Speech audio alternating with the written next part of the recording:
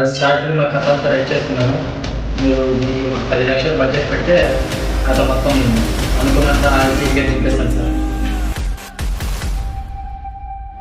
పనులు ఉంది కానీ నా దగ్గర 10 లక్షలు లేదు. సినిమా అంటే ఇష్టం కాబట్టే వేరే ఏ పని చేయట్లేదు.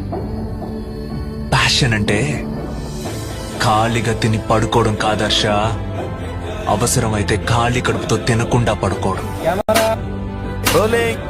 యాక్షన్.